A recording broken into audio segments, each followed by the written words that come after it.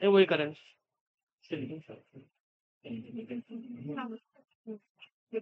ये टर्म है ना। हम्म।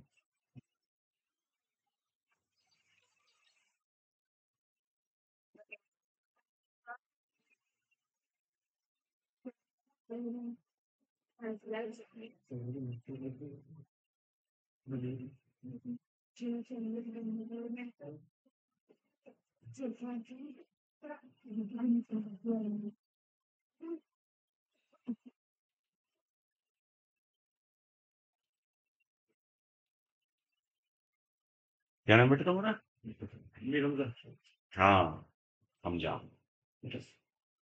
तो बेटा, फोटोसिंथेसिस इन हायर प्लांट्स, ठीक है, ये टॉपिक है हमारा, यानी प्लांट फिजियोलॉजी का चैप्टर है। छुटकी कितने नंबर आए थे इस बार? सर 490। काफी अच्छे थे, लेकिन क्लोज थी, ज्यादा नहीं, दूर नहीं थी इस बार के मेरिट के अकॉर्डिंग। तो बेटा देखिए, मैं आपको बता दूं, जैसे आपने ह्यूमन फिजियोलॉजी पढ़ी थी। ह्यूमन फिजियोलॉजी जब आप पढ़ते हैं तो उसमें आपने पढ़ा था एक्सक्रेटरी, ब्रीदिंग से ब्रीदिंग, गैसियस एक्सचेंज वाला चैप्टर। देन उसके बाद में आया होगा सर्कुलेटरी सिस्टम, फिर एक्सक्रेशन आया था, उसके बाद में आया था मूवमेंट लोकोमोशन, फिर नर्वस सिस्टम, और लास्ट में था केमिकल कोऑर्डिनेशन यानी कि एंडोक्राइन सिस्टम।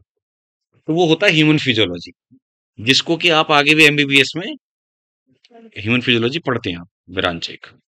ऐसे बेटा एक होती है प्लांट की फिजियोलॉजी, यानी कि फंक्शनल एस्पेक्ट की जब हम स्टडी करते हैं, तो इंसानों की बात करते हैं एनिमल की, तो वो एनिमल फिजियोलॉजी ह्यूमन फिजियोलॉजी हो जाती है।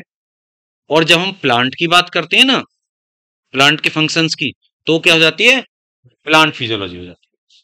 तो मैं आपको ये बता दूं कि देखिए, क्योंकि बेशक लास्ट ईयर से चैप्टर कम हो गए हैं, लेकिन कोरिलेट तो है ही चीजें। तो पहले ह्यूमन फिजियोलॉजी में एक चैप्टर डाइजेस्टिव सिस्टम भी होता था। जब कभी आप लोअर क्लास में भी पढ़ते हैं, तो वो भी आप पढ़ते हैं ना, तो वो हटा दिया गया फिर नीट में। ऐसे ही यहां पर जब हम प्लांट फिजियोलॉजी की बात करते हैं ना बेटा, तो 5 चैप्टर होते थे। कौन कौन से?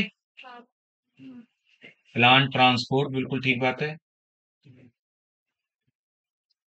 और मिनरल न्यूट्रिशन वाला चैप्टर है ना,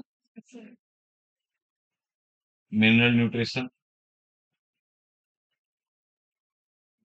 एक आपका ये जो हम आज टॉपिक चला रहे हैं, फोटोसिंथेसिस।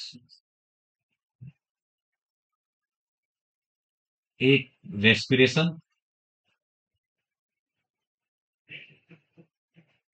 हालांकि प्लांट में है रेस्पिरेशन चैप्टर ये, लेकिन बेटा ये जो हमारे भी, जब हम पढ़ेंगे ना इसको प्रोसेस, तो हम लोगों में भी जो कुछ हो रहा है वो सब कुछ इसी चैप्टर में मिलेगा।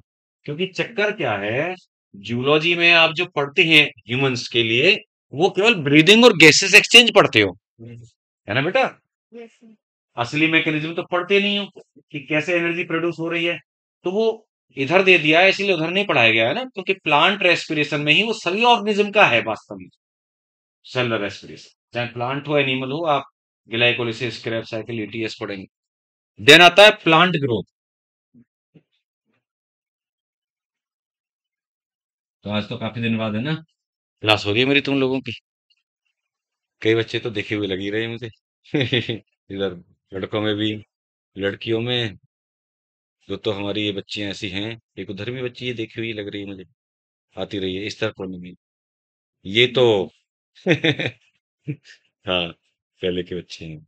तो देखिए, ये कट हो गया और ये कट हो गया है ना, ये 3 चैप्टर हैं। अब मेरे कहने का मतलब ये है कि क्वेश्चंस उतने ही आने हैं टोटल नीट में बायोलॉजी में से, और चैप्टर्स जब कम हो जाते हैं या किसी टॉपिक से रिलेटेड, तो आप समझ रहे हैं कि जो बचे हुए हैं उनका वेटेज बढ़ जाता है ना। जो बचे हुए टॉपिक हैं उनका वेटेज बेटा बढ़ जाता है, यानी कि उनमें से अब टॉपिक क्वेश्चन थोड़े ज्यादा आते हैं। इसीलिए ध्यान दें, फोकस जरूर रखें। और ट्रांसपोर्ट से रिलेटेड थोड़ी सी बातें आप सेल में पढ़ लेते हो। सेल में जो मेम्ब्रेन ट्रांसपोर्ट है, थोड़ा थोड़ा सा वहां पे आप कह सकते हो कि आप, है ना, ट्रांसपोर्ट अक्रॉस द मेम्ब्रेन पढ़ लेते हो। चलिए खैर, तो हम इसकी बात करने जा रहे हैं फोटोसिंथेसिस, क्योंकि देखिए जो चैप्टर वो आपके कोर्स से हट चुका है, यानी कि उनको तो हमें पढ़ना ही नहीं है, ऑब्वियस सी बात है। लेकिन अगर अंदर में से कुछ टॉपिक ऐसे हट जाते हैं कुछ, तो वो मेरे अकॉर्डिंग अभी भी ज्यादा बेनिफिट तभी है जब पहले वाला ही आप पढ़ें, वो ज्यादा अच्छा रहेगा उस एनसीईआरटी के अकॉर्डिंग, जिसमें कि चैप्टर के अंदर से कुछ कटपीट नहीं हुई हो, तो ज्यादा बेटर है। अब ये शब्द आता है फोटोसिंथेसिस, चैप्टर का भी नाम है, और ये आप देखें प्रोसेस है। तो क्या है फोटोसिंथेसिस बेटा? हिंदी में क्या बोलते हैं हम इसको? प्रकाश संश्लेषण। सुना होगा आप लोगों ने ना, प्रकाश संश्लेषण। प्रकाश, लाइट, सनलाइट, और संश्लेषण मतलब बनना, सिंथेसिस होना, है ना, किसी चीज का बनना। प्रकाश का बनना नहीं है इसका मीनिंग, क्योंकि होने को हो भी सकता था ना, फोटोसिंथेसिस की, फोटो की सिंथेसिस हो रही है। ये तो है कि हम किस तरीके से उसको, है ना, ले रहे हैं, एक्सप्लेन कर रहे हैं, क्योंकि हम जानते हैं ना अब। नहीं तो अगर कोई अनजान के आगे जिसको बिल्कुल कुछ नहीं पता आप कहेंगे, तो वो सोचेगा, इसका मीनिंग निकालना चाहेगा, तोड़ के सबको कहेगा प्रकाश का बनना, लेकिन ये मतलब नहीं है। आप जानते हैं, सनलाइट की प्रेजेंस में, यानी प्रकाश की प्रेजेंस में फूड का बनना है। प्लांट, जो पौधे हैं हमारे, ग्रीन प्लांट, ये जो आपके सामने दिख ही रहा है, देख लो पत्तियां, ये क्या करते हैं बेटा? खाना बनाते हैं स्वयं अपना, अपने आप बना सकते हैं। आप जिन्हें सुना होगा स्वपोषी और परपोषी, ऑटोट्रॉफ एंड हेटरोट्रॉफ। हम लोग कैसे हैं? हेटरोट्रॉफ, क्योंकि हम अपना खाना खुद नहीं बना सकते, लेकिन प्लांट अपना खाना खुद बना सकते हैं, तो वो ऑटोट्रॉफ हैं, है ना बेटा, क्योंकि वो फोटोसिंथेसिस कर सकते हैं। तो आप इसको अलग अलग तरीके से, ये मत सोचना कि रटना है कुछ, अलग अलग तरीके से डिफाइन कर सकते हो। आप कह सकते हो, सर जी जो हरे पौधे हैं, या पौधे के जो हरे पार्ट हैं, उनमें जो प्रकाश को यूज करके और खाना बनता है, उस प्रोसेस को कहते हैं, प्रक्रिया को, प्रकाश संश्लेषण या फोटोसिंथेसिस। ठीक है। और ज्यादा थोड़ा सा बेटर बोलना चाहो तो ये बोल सकते हो कि CO2, कार्बन डाइऑक्साइड और वाटर का यूज करके सनलाइट की प्रेजेंस में जब प्लांट अपना खाना बनाते हैं, है ना, या ग्लूकोज बनाते हैं, शुगर बनाते हैं, कहने के मतलब कई सारे तरीके हैं, तो वो प्रकाश संश्लेषण है। या और देखिए, ऐसी प्रोसेस जिसमें प्लांट जो रेडिएंट एनर्जी है सनलाइट की, उसको फूड की एनर्जी में कन्वर्ट कर देते हैं, है ना, या केमिकल एनर्जी ऑफ फूड, तो वो प्रकाश संश्लेषण है, फोटोसिंथेसिस। क्योंकि ये बहुत बड़ी बात है, कहना आसान है क्योंकि हम इस दुनिया में जी रहे हैं, और ये तो हमें नॉर्मल बात लगती है कि खाना पीना खाते हैं, आते हैं, पढ़ पढ़ा के चले जाते हैं। अगर वो प्रोसेस ना हो तो क्या हम सरवाइव कर जाएंगे? क्योंकि हमें खाना चाहे किसी भी फॉर्म में मिल रहा है बेटा, वो इसी प्रोसेस के द्वारा मिल रहा है। चाहे आप वेज खा रहे हैं, नॉन वेज खा रहे हैं, कुछ भी खा रहे हैं, वो सब आया कहां से? इसी प्रोसेस से। बिकॉज या तो आप लौकी, कद्दू, खीरा, बैंगन, टिंडे, जो कुछ भी खा रहे हैं, तो वो प्लांट, वो उसी फोटोसिंथेसिस से बेटा एनर्जी जो स्टोर हुई सनलाइट के थ्रू, एनर्जी वो फूड एनर्जी बनी, और उस एनर्जी को ही आप किसी ना किसी फॉर्म में इंटेक कर रहे हैं, रूट के फॉर्म में, फ्रूट के फॉर्म में, सीड के फॉर्म में। समझ रहे ना आप? वेजिटेबल जो होते हैं वो फ्रूट ही होते हैं एक्चुअली में। अगर बायोलॉजिकली बोलें तो ये जो वेजिटेबल बोलते हैं तो हम वो बोलते हैं जिससे हम सब्जी बना के खाते हैं, लेकिन वो होते तो फ्रूट्स हैं। ओवरी से बना हुआ पार्ट जो होता है वो फ्रूट्स होते हैं। चाहे कोई भी पार्ट है, ये है ना, बैंगन है वो भी फ्रूट है बायोलॉजी के अकॉर्डिंग। बात समझ रहे हो ना? वेजिटेबल कोई पार्ट नहीं होता। आपने पढ़ा है कोई पार्ट मॉर्फोलॉजी में? नहीं पढ़ा, फ्रूट होता है।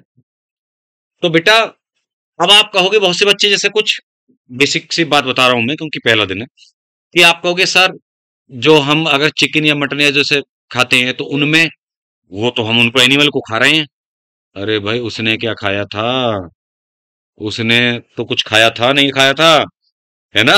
तो उसका जो बायोमास बना है वो तो प्लांट प्रोडक्ट को खाकर ही बना है ना। समझ गए? तो डायरेक्ट इनडायरेक्ट हम इसी पर बेस्ड हैं फूड के लिए। अब एक और बड़ी चीज, केवल हम खाने की ही बात कर रहे हैं फूड की,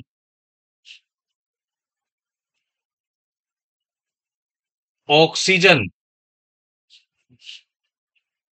ऑक्सीजन भी अकेली ऐसी नेचुरल प्रोसेस है या बायोलॉजिकल प्रोसेस है जो इन्वायरमेंट में ऑक्सीजन प्रोड्यूस करती है अकेली।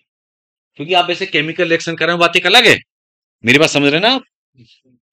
और किसी भी प्रोसेस में, किसी बायोलॉजिकल प्रोसेस में ऑक्सीजन इवॉल्व नहीं होती। और आप जानते हैं खाने के बिना तब भी रह लोगे आप, एक दिन रह लोगे, चलो व्रत रख लोगे, कई कई दिन रह लेते हो भूखे आप, ऑक्सीजन के बिना तो है ना, 2-3 मिनट भी नहीं रह पाता है आदमी।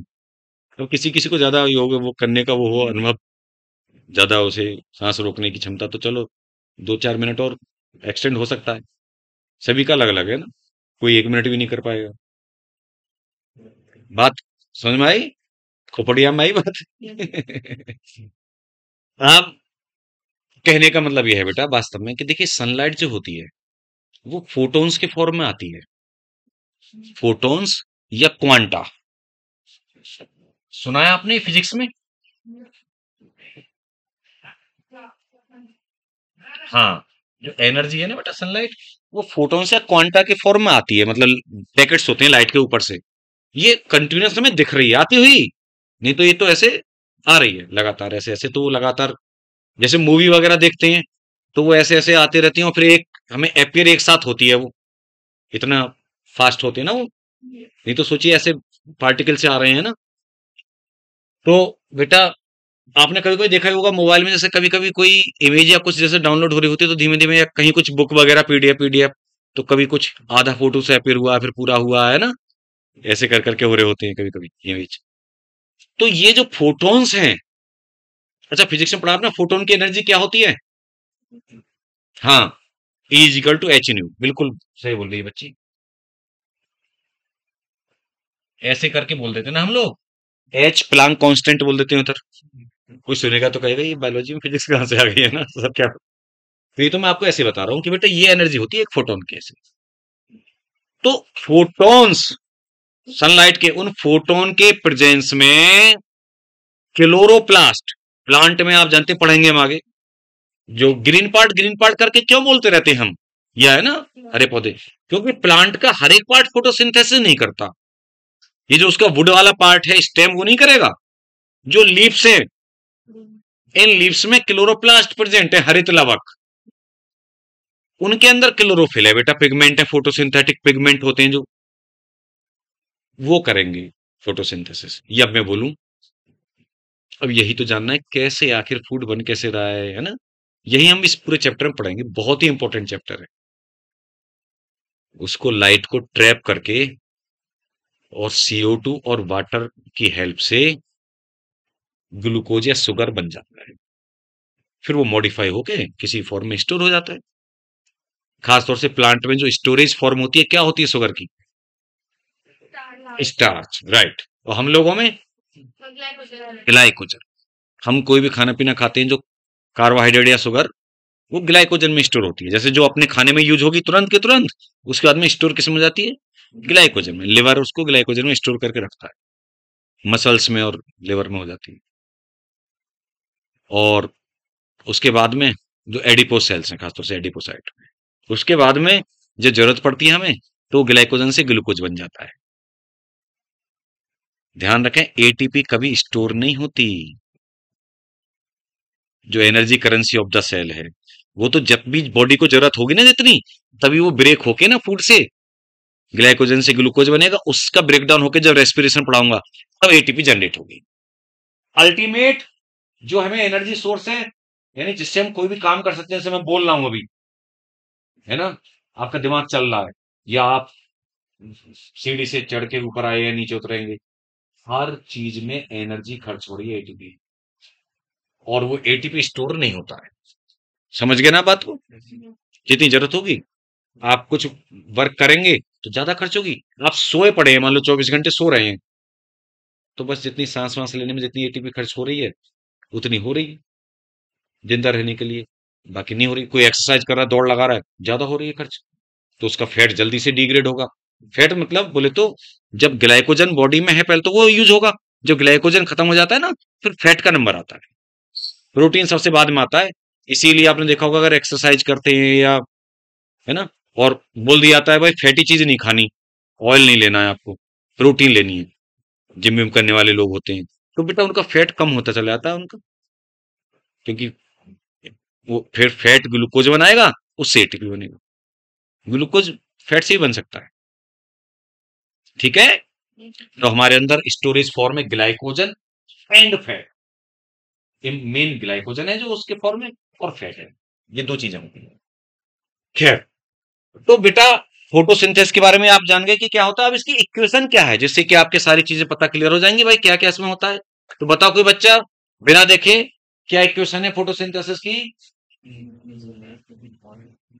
राइट बेटे। हाँ कोई और बताओ, कोई और बच्चा, कोई और बच्चा बताओ फोटोसिंथेसिस की इक्वेशन बताओ। देखो ऐसा मत करो, हैं? देखना मैं क्या लिख रहा हूं।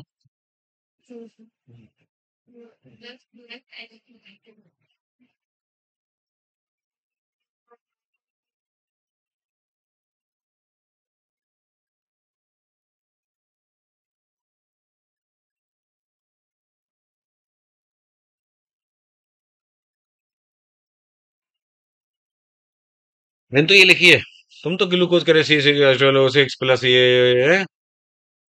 अच्छा, इक्वेशन में पहले प्रोडक्ट बताया जाएगा, बहुत अच्छा। मतलब अभी तुम फ्यूचर में क्या बनोगे वो पहले बताओगे, हम वो हैं।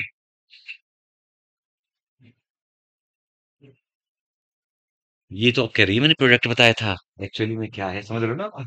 क्योंकि ये रेस्पिरेशन वाली हुई याद थी दिमाग में, क्योंकि इसका जब उल्टा कर देती है तो रेस्पिरेशन हो जाता है। ग्लूकोज का ब्रेकडाउन, ग्लूकोज प्लस O2 है ना, इट गिव्स CO2, तो क्या हो जाता है वो प्लांट रेस्पिरेशन, या रेस्पिरेशन हम बोलते हैं। अब उसको मॉडिफाई करके करी प्रोडक्ट बताया था हमने पहले, सबसे बाद में बताएंगे। हाँ, तो ये क्वेश्चन है साहब, ठीक है, जो बैलेंस इक्वेशन। तो इसमें क्या होता है बेटा, देखिए जो मेन प्रोडक्ट वो है सबस्ट्रेट, मेन सबस्ट्रेट वो CO2 है। ठीक है। अच्छा एक चीज और जरूर रह गई, ये थोड़ा सा जगह बना लेते हैं ना लिखने के लिए।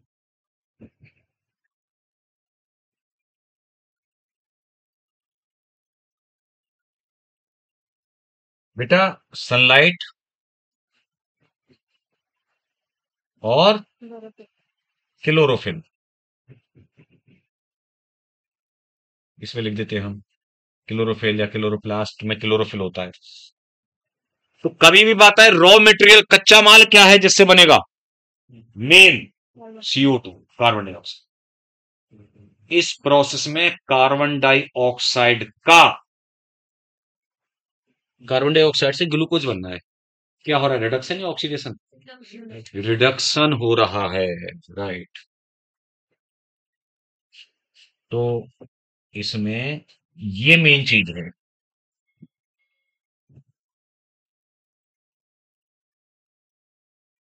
ये मेन स्टेप है।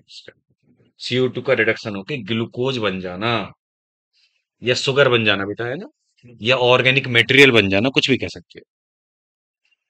पहले यही चलता था कि फोटोसिंथेसिस एक रिडक्शन प्रोसेस है। कैसी प्रोसेस है, रिडक्शन प्रोसेस है, रिडक्टिव प्रोसेस है। और बेटा रे जो रेस्पिरेशन है वो एक ऑक्सीडेशन वाली प्रोसेस है, लेकिन आज की डेट में बेटर शब्द है रिडॉक्स, फोटोसिंथेसिस को भी और रेस्पिरेशन, क्योंकि एक का रिडक्शन हो रहा है ना, एक का ऑक्सीडेशन हो रहा है सबस्ट्रेट। ये जो H2O है बेटा, इससे ऑक्सीजन बनने में क्या हो गया, ऑक्सीडेशन।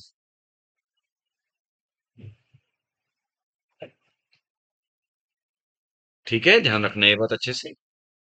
लेकिन फिर भी मैं बोल रहा हूं, अगर तुम्हें एक बात पिक करनी है या क्वेश्चन में आए कि मेन क्या हो रहा है, जैसे वैसे तो आप रिडॉक्स पिक करोगे, क्या बोलते हैं, रिडॉक्स, क्योंकि ऑक्सीडेशन रिडक्शन दोनों है। लेकिन अगर आपको ऑक्सीडेशन रिडक्शन में से एक बात करनी होगी, असली चीज क्या हो रही है, मैं बार बार बोल रहा हूं आपसे कि मेन जो सबस्ट्रेट है वो CO2 है, ना कि H2O।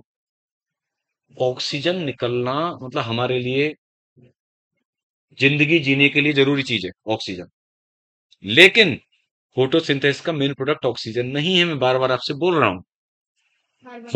फोटोसिंथेसिस का नहीं, कार्बन डाइऑक्साइड नहीं, फोटोसिंथेसिस का मेन प्रोडक्ट है ग्लूकोज या शुगर। मेन सबस्ट्रेट है CO2, सबस्ट्रेट होता है जो यूज होता है, और जो बनता है प्रोडक्ट वो क्या है, ग्लूकोज या कार्बन, मतलब कार्बोहाइड्रेट। मेरी बात समझ रहे हो मैं क्या बोल रहा हूँ? मेन सबस्ट्रेट CO2 और मेन प्रोडक्ट कार्बोहाइड्रेट या ग्लूकोज। ऑक्सीजन तो एज ए बाई प्रोडक्ट निकल रहा है, साइड में ऑक्सीजन निकल रहा है, और सोचो उसकी वैल्यू फूड से ज्यादा है ना, इतना ज्यादा इंपॉर्टेंट है। अकेले ऐसी प्रोसेस, ध्यान रखना मेरे शब्दों को, दुनिया में, पूरे यूनिवर्स में, जो आपको खाना और ऑक्सीजन दोनों दे देगी। कोई दूसरी प्रोसेस ऐसी नहीं है। इसलिए अब आप कहोगे सर आप तो बायोलॉजी के आदमी हो इसलिए ज्यादा बोल रहे हो, आप अपने फेवर में बायोलॉजी के में। मतलब मैं कहता हूँ ये बच्चों से हमेशा कि इसीलिए इस प्रोसेस से ज्यादा इंपॉर्टेंट हमारी लाइफ में ना कोई फिजिक्स की प्रोसेस, ना केमिस्ट्री की कोई प्रोसेस, ना किसी चीज की प्रोसेस। समझ रहे हो बात को? तो ये जो बात मैं बोल रहा हूँ, तो तुमसे टीचर क्या कहेंगे, मतलब समझेंगे तो बायोलॉजी के हैं, इसलिए अपनी प्रोसेस को बताएंगे, क्योंकि वो भी ब्रांच तभी चलेंगी जब एनर्जी मिलेगी बंदे को, मतलब जिंदा रहेगा तभी तो, है ना?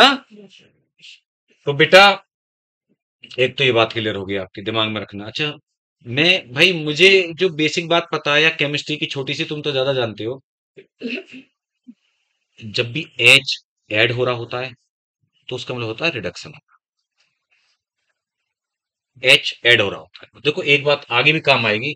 आप जानते हैं कि जो H है ना बेटा, वो जो H एटम है उसमें प्रोटॉन इलेक्ट्रॉन दोनों से मिलकर बना हुआ है। H आयन है ना, और इलेक्ट्रॉन, यानी ये जो H पॉजिटिव है इसको प्रोटॉन कह देते हैं। तो प्रोटॉन इलेक्ट्रॉन दोनों से मिलकर तब H एटम बनता है। तो अगर तुम में से किसी ने पढ़ा है ना, बच्चे ने, कि सर जब इलेक्ट्रॉन का गेन होता है तो रिडक्शन होता है, तो भी कोई बुराई नहीं है वो बात, क्योंकि H एटम अगर मैं बोल रहा हूं तो इलेक्ट्रॉन प्रोटॉन सब आ गए ना उसमें। H एटम में दोनों चीज आ गई, तो इसलिए कभी ये मत परेशान होना कि ठीक है वो कहने की बात है, H में दोनों चीज आ गई।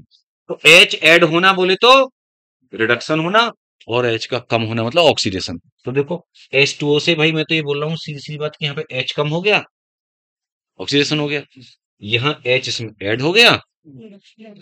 सिंपल, चीजों को सिंपल रखना चाहिए। अच्छा, दूसरा, ये केवल एक कैलकुलेशन वाली बात है जो अभी मैं बताने जा रहा हूँ, जो आपको सबको आनी चाहिए, क्योंकि आप केमिस्ट्री के बच्चे हो। कभी क्वेश्चन ऐसे आ जाए, अगर इतने ग्राम वाटर यूज होगा तो कितने ग्राम ऑक्सीजन निकलेगी, या इतने ग्राम CO2 अगर यूज हुआ फोटोसिंथेसिस में, है ना, तो कितने ग्राम ग्लूकोज बनेगा। समझ लो ना? तो ये पता कैसे रहेगा कि आपको इनका सीधा सीधा मॉलिक्यूलर वेट या एटॉमिक वेट पता होना चाहिए। जैसे इसी इक्वेशन को देखो आप सीधा सीधा, ठीक है, तो किसी और कलर से लिख दें।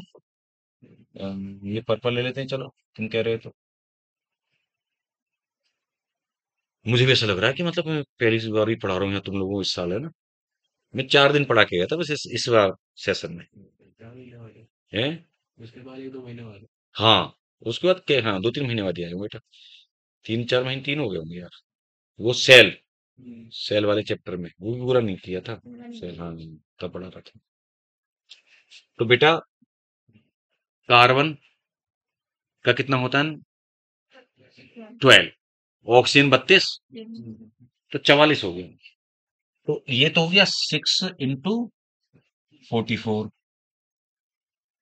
6 चौक 24, और 6 चौक 24, मतलब ये हमारी हिंदी वाला हुआ है ना, पहाड़े, जो हम पहाड़े बोलते थे, तो वो लोग टेबल होते हैं 6 4 जा, 24, तो 264 हो गया। तो कोई ऐसे कैलकुलेशन होती है नहीं कि मतलब पेन लेके बैठ गए हम कैलकुलेट करने, पहले इसमें करें 4 में, फिर भाई 6 4 जा 24, तो 240 हो गए और फिर 24 और ऐड हो गए, तो 264 हो गए ये, 264 ग्राम। ये सपोज करो ये है, ठीक है, ग्राम में हम सबको वैल्यू लिख लेंगे हम, तो उससे आपका, अच्छा H2O का कितना होता है बिटू? 18, क्योंकि H2 एक एक दो हो गए और 16 है ना। O का क्यों भाई, क्या नाम है? जैद। बेटा जैद ये बताओ, यहां तो अभी हमने बोला O का 16, यहां तो हमने 32 लिया था यार, क्या चक्कर है?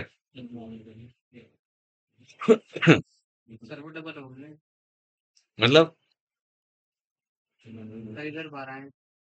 नहीं, इधर ये 12, अबे तेरी ऐसी तैसी 12 की बात नहीं है, मैं बोल रहा हूँ यहाँ पे, मैं बोल रहा हूँ ऑक्सीजन जो है यहाँ 16 है, यहाँ ऑक्सीजन 32 बोल रहा हूँ मैं।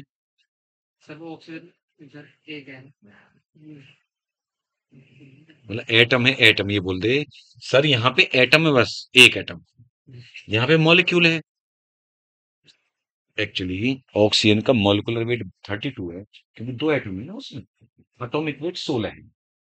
एटॉमिक वेट एटम का होता है, दो मिलके वो मॉलिक्यूलर वेट हो गया 32।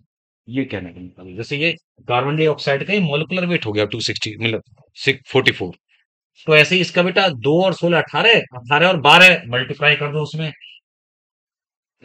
तो कितना हो गया? अब इसमें कैसे करोगे तुम, इसमें कर लो, 18 10, मतलब 10 जा 180 और 36, तो कितना 216, ऐसे कैलकुलेट कर लिया करो हवा में ही। बच्चे के हवा में कहां से कैलकुलेट कर लेंगे गुरु जी, मतलब मन में 216 ग्राम।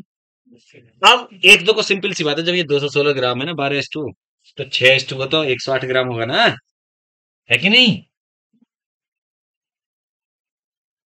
और इसका ग्लूकोज का देख लेते हैं, वैसे तो बहुत से लोगों का रटा हुआ रहता है 180 है, लेकिन 6 × 12 72, 72, और 12 84, और 96 180।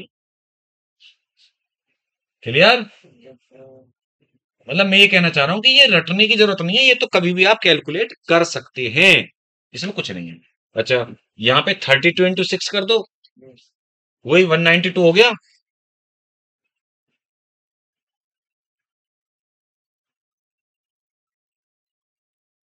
या आप कहो तो 18 इंटू 18 × 12 कर दो, 18 × 12 नहीं, सॉरी 16 × 12 है ना बेटा, 32 × 6 कर दो, या एटॉमिक लो तो आप 16 × 12 कर दो आप, या फिर 32 × 6 कर दो, तो देख लो, किसी को कोई दिक्कत तो करके देख लो, 30 × 6 करके देख लो तो 180, और फिर दो, है ना, 2 6 जा 12, 12 हुए तो 192 हो गया। मेरे कहने का मतलब है, ये मैंने कहीं से नहीं लिखा, ये सब इन्हीं से कैलकुलेट करके लिखा है। अब ये तो मैं पता है, अब क्वेश्चन आएगा, देखो ये बायोलॉजी है, अगर कोई क्वेश्चन ऐसा अप्लाइड बन के आता है, तो कभी ऐसा नहीं आएगा कि फ्रैक्शन में आएगा, वो आएगा बिल्कुल एग्जैक्ट। क्वेश्चन कहेगा 264 का ले भाई हम, कितना आधा कितना हो गया, 132, तो क्वेश्चन आएगा 132 ग्राम CO2 यूज होने पर फोटोसिंथेसिस में, है ना, if 132 gram CO2 use during photosynthesis of any plant, then how many gram of glucose और कार्बोहाइड्रेट इज फॉर्म्ड, है ना बेटा। तो अब आप उसका, आप जानते हो, मतलब मेरे कहने का मतलब है कि वो ऐसे देगा बिल्कुल आपको, है ना, कि या तो 1/2 या 2 टाइम्स या 1/4 ऐसे, तो आपने देखा कि इतने पर इतना होता, तो अब इसका भी आधा हो गया, तो 180 का कितना बनेगा, 90 ग्राम, 90 ग्राम ग्लूकोज बनेगा, और इसका आधा कर दो, 96, 96 ग्राम ऑक्सीजन निकलेगा, और 54 ग्राम H2O निकलेगा। कोई भी चीज यहाँ पे जो भी अगर आपने जितने लिया उसके अकॉर्डिंग यहाँ पर उस हिसाब से, हाँ, मेरी बात समझ गए? कोई एक क्वेश्चन ऐसे दे के बोल रहे हैं, लिखें क्या, या काम चल जाएगा? ठीक है, ठीक है ना? हाँ, जैसे 54 ग्राम दे दिया वाटर, इसका क्वार्टर लिया मैंने, क्वार्टर 54 ग्राम वाटर ले लिया, बोला गया 54 ग्राम वाटर यूज हो रहा फोटोसिंथेसिस में, कितने ग्राम ऑक्सीजन निकलेगी? तो आप इसको 192 को 4 से डिवाइड कर दो, सिंपल मैथमेटिक वाली बात है ना। तो वो कितना आ जाएगा? 48 आ जाएगा, 48 ग्राम, 54 ग्राम वाटर यूज होने पर। खैर, तो ये बात क्लियर हो गई। अब हम बात करने जा रहे हैं बेटा, तो देखिए ये प्रोसेस कैसी है फोटोसिंथेसिस, मैंने बताया आपको, रिडॉक्स है, इसमें सिंथेसिस होती है, बनता है या इसका ब्रेकडाउन हो रहा है इसमें, ये बताओ। बनना है ना, शुगर बन रही है ना, मतलब कंपाउंड बड़ा वाला मॉलिक्यूल बनना है छोटे से, तो एनाबॉलिक होगी या कैटाबॉलिक? एनाबॉलिक, बिल्कुल राइट।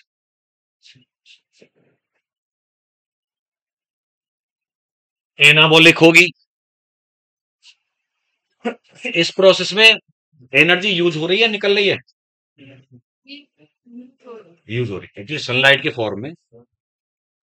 आप ये मान के चलिए 686 किलो कैलोरी एनर्जी ना एक ग्लूकोज बनाने में जो यूज हो जाती है सनलाइट के फॉर्म में, वो एनर्जी है बेटे। तो इसीलिए एक्जोथर्मिक या एंडोथर्मिक यूज जब होती है, एंडोथर्मिक या एंडरगोनिक भी कह देते हैं ना। तो ये इस टाइप की रिएक्शन है, समझ गए ना आप? रिडॉक्स है, एनाबॉलिक यानी सिंथेसाइजिंग है, और एंडरगोनिक या एंडोथर्मिक है, क्योंकि एनर्जी यूज होती है इसमें। जब प्लांट रेस्पिरेशन या रेस्पिरेशन पढ़ेंगे ना बेटा हम, तो बिल्कुल अपोजिट बातें करेंगे इसमें।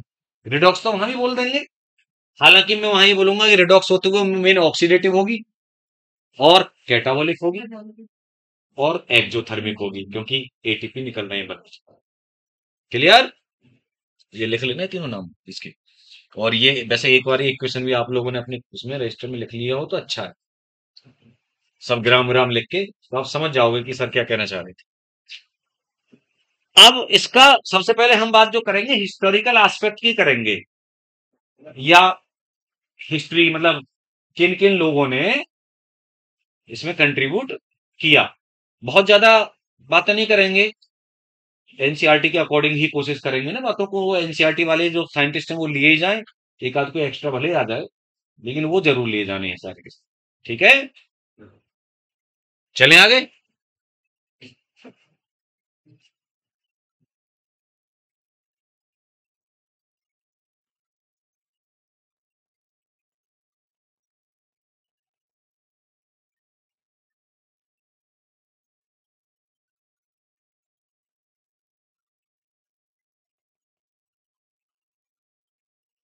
हिस्टोरिकल रेज्यूम या हिस्टोरिकल एस्पेक्ट। अच्छा, उससे पहले आप एक बात जानते हो, एनसीईआरटी ने शुरू में ही दे रखा है क्या क्या रिक्वायर्ड है वैसे फोटोसिंथेसिस के लिए, क्या क्या मटेरियल रिक्वायर्ड है।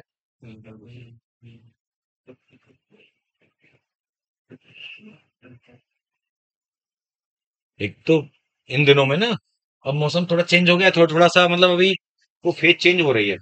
अब आप लोग तो कुछ एकदम है ना, पहन पहन के आए हो वैसा, वो जल्दी चलते हो, अच्छे सुबह सुबह चलते हो, नहीं तो दिन में गर्मी सी हो जाती है काफी, और सुबह और शाम को ठंडा हो जाता है, एकदम हवा लग जाती है, तभी तो ये हो जाता है जुकाम कम और ये सब।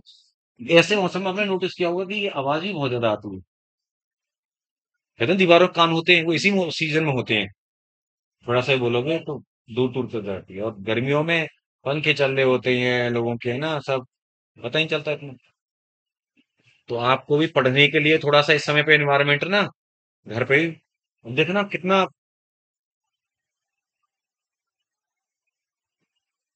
तो घर पे आपको फोकस करके रखना पड़ा करेगा थोड़ा सा, ऐसी जगह पे आपने बैठा करो आराम से, या कहीं, जैसे अब सर्दियां आएंगी, सर्दी ज्यादा ना, तो अपने धूप में विटामिन डी भी मिलेगी, धूप में बैठ गए आराम से छत पे जाके चुपचाप पढ़ते रहो,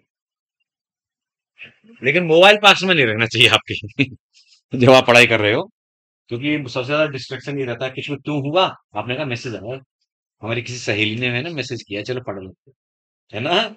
मन है कि भैया मानता नहीं है तो इंसान ही है कि नहीं। तो तुरंत हम उस पे फिर आपने देखा होगा कि हम मैसेज देखते देखते फिर कुछ और आया मैसेज, कब 1 घंटा निकल गया पता ही नहीं चला, ऐसा होता है ना। बच्चे कह रहे हैं, हाँ सर होता है, रियलिटी है बेटा, रियलिटी है। इसलिए कोशिश ये करिए कि जब आप बीच में ब्रेक सा करें तो गाने वाने सुनने आए तब यूज कर लो, या कहीं कुछ बात करनी है, कुछ आपको कंटेंट उसी पे देखना है अपना, पढ़ाई का तो बात अलग है। तो क्या क्या मटेरियल बेटा चाहिए वैसे।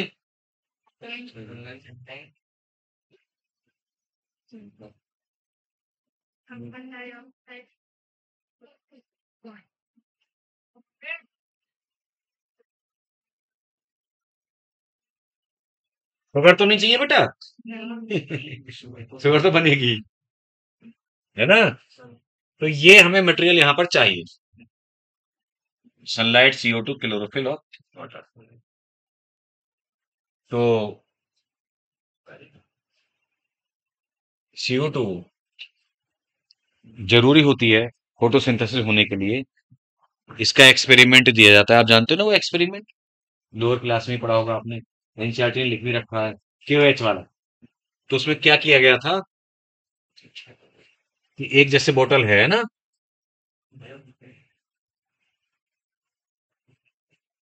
और उसमें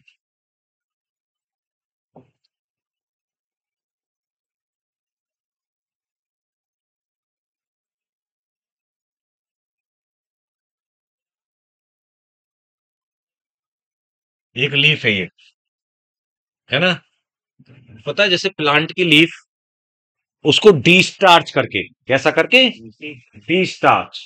डिस्टार्च करने का मतलब बेटा ये होता है कि आप जानते हो पहले से उसके अंदर जो स्टार्च है उसे हटा करके डिस्टार्च लीफ कर दी, खाना उसमें अब नहीं है फूड, और उसको आधी लीफ को एक बोतल के अंदर प्लेस किया जाता है, इंसर्ट करते हैं उस बोतल में, और आधा पार्ट, और उसमें बोतल के अंदर KOH होता है।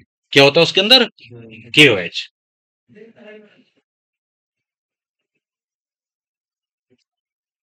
ये लीफ है, डी स्टार्च,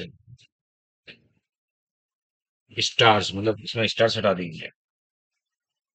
तो पता है KOH क्या होगा, CO2 को एब्जॉर्ब कर लेगा, अगर कोई CO2 रह गई है उसमें, है ना, तो CO2 को एब्जॉर्ब कर लेगा। अच्छा, बाकी सनलाइट में रखा जाता है, सनलाइट में, जैसे कि कोई नहीं तो सनलाइट फिर फैक्टर हो जाएगा, लिमिटिंग, सनलाइट में रखा जाता है, यानी सब कुछ मिल रहा, बाकी चीजें तो मिल रही है उसको। तो ये देखने में आया बेटा,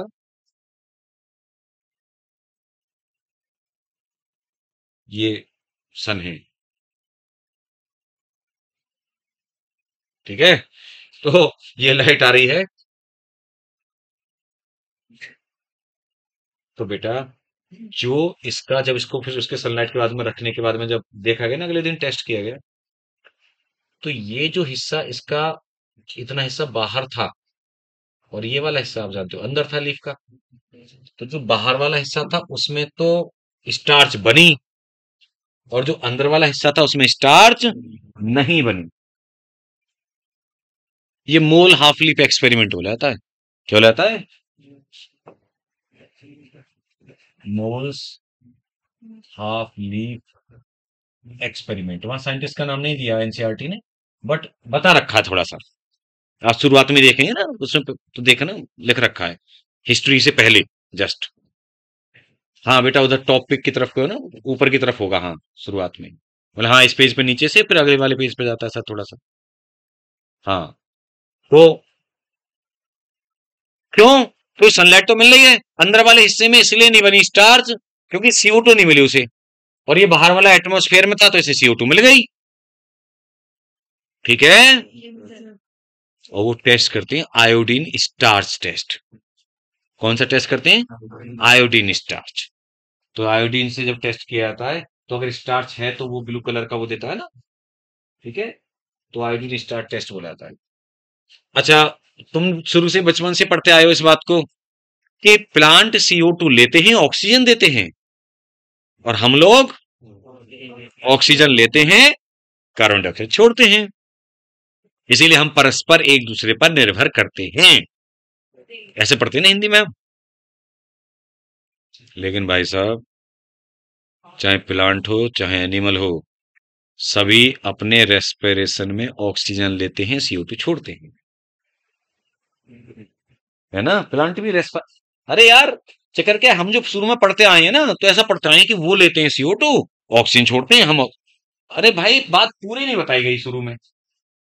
चक्कर क्या है, सभी लोग, हम भी और प्लांट भी, अपने रेस्पिरेशन में ऑक्सीजन लेते हैं और CO2 रिलीज करते हैं, कार्बन डाइऑक्साइड। ठीक है? लेकिन प्लांट के पास अलग से एक ऐसी प्रोसेस है, फोटोसिंथेसिस, जो हम लोगों के पास नहीं है। उस प्रोसेस में वो उल्टा करता है। उसमें वो CO2 लेते हैं और ऑक्सीजन छोड़ते हैं। नहीं, बात को बढ़िया माई। रेस्पायरेशन में वो भी अपने ऑक्सीजन ही लेते हैं और CO2 छोड़ते हैं, हमारी तरह। लेकिन ये जो प्रोसेस है इनकी दूसरी वाली, फोटोसिंथेसिस जो बता रहा था मैं, जिसमें CO2 लेते हैं और ऑक्सीजन रिलीज करते हैं, ये इतनी ज्यादा होती है उनके रेस्पायरेशन के मुकाबले 5 to 10 टाइम्स ग्रेटर। मेरी बात समझे नहीं समझे? तो वो ले तो ऑक्सीजन ही रहे हैं रेस्पायरेशन में, CO2 छोड़ रहे हैं। लेकिन जो दूसरी प्रोसेस है ना, जो डे टाइम में वो क्या कर रहे हैं ना, ऑक्सीजन रिलीज कर रहे हैं, वो इतनी ज्यादा रिलीज कर रहे हैं कि खुद का भी काम चल रहा है उनका, और एटमोस्फेयर में सारे लिविंग ऑर्गेनिज्म है ना जो, उनका भी काम चल रहा है। तो ये तो मैं बोल रहा था, इस प्रोसेस की इंपॉर्टेंस, महत्ता इसलिए तो बता रहा था इतनी, कि इतनी ऑक्सीजन रिलीज हो रही है कि उनका खुद का भी काम चल रहा है और हमारा भी चल रहा है। अब मैं इसीलिए तो बोलता हूं, जैसे हम बोलते हैं ना कि प्लांट एनिमल एक दूसरे के बिना नहीं रहेंगे। बच्चों, एनिमल अगर नहीं रहेंगे एनिमल्स, तो प्लांट फिर भी रह सकते हैं, लेकिन प्लांट्स नहीं रहेंगे तो एनिमल सरवाइव नहीं कर सकते। क्योंकि तुम में से एक कहेगा, सर कैसे सरवाइव कर जाएंगे प्लांट? उनका पॉलिनेशन होने के लिए एनिमल जरूरी हैं, उनको CO2 कहां से मिलेगी? है ना ऐसे। तो मैं आपको बता दूं, मैंने भी आपको क्या बताया, उन्हें आपकी CO2 की जरूरत नहीं है। वो अपने खुद के रेस्पिरेशन में जो CO2 निकालने, उसी को यूज करके फोटोसिंथेसिस कर लेंगे, क्या दिक्कत है?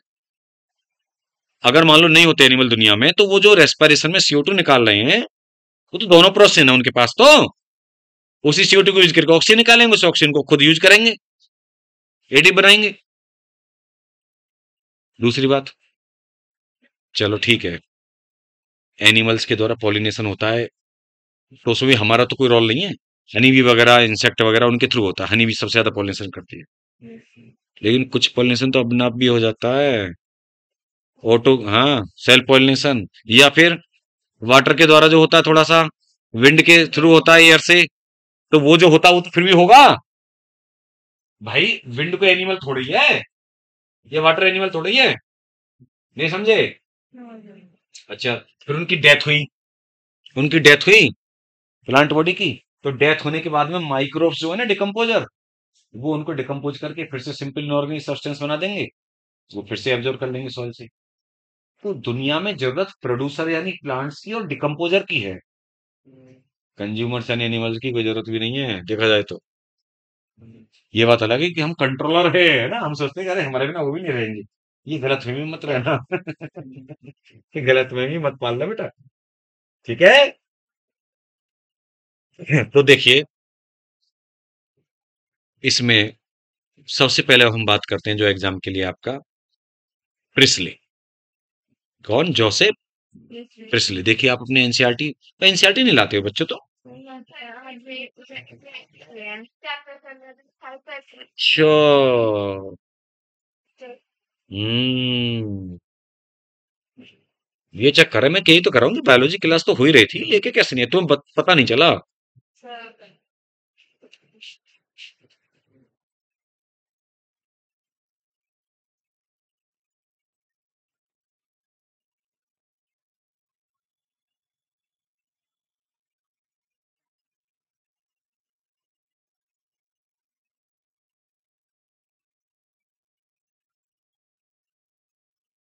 बेटा, साइंटिस्ट जब आप जैसे एनसीईआरटी वगैरह पढ़ेंगे, तो उनके जन्म मरण से कोई मतलब नहीं है हमें। कि कब जन्म लिया कब मरे, वो है ना, रेंज लिखी होती है। लेकिन जो ईयर होती है ना, जब काम किया, तो वो ईयर जो एनसीईआरटी में लिखी हुआ करें, उनको कम से कम आप याद रखा करें। और एक और चीज है, ये बच्चे पे एक पे तो है एनसीईआरटी। हाँ, ये तो बहुत समझदार निकला। जो 12th चल रहा था, 11th ट्वेल्थ क्या है? हैं? चलो, हर एक यूनिट से पहले एक ऐसे महानुभाव छपे हुए हैं, है ना? इनको भी थोड़ा रीड कर लिया करना, समझ गए? ये महानुभाव आपको मिलेंगे मेरविन केल्विन, जो इसी चैप्टर में हम पढ़ेंगे, केल्विन साइकिल। और ये जो हम अभी बात करने जा रहे हैं, वो तो ये यहाँ पे शुरू में जो पैराग्राफ था वो था केओएच वाला। फिर यहाँ से शुरुआत जो होगी, ये जो आपको डायग्राम छपा दिख रहा है ना, चुहा हुआ सा, ये जो कैंडल वेंडल, ये इन्हीं का है, जोसेफ पर्सी। ठीक है, तो लिखा हुआ है इन 1770 बेटा 74 में, तो इसलिए मैंने वो दो डेट लिखी। ये बेटा, तो इन्होंने फेमस माउस कैंडल एक्सपेरिमेंट किया। क्या किया?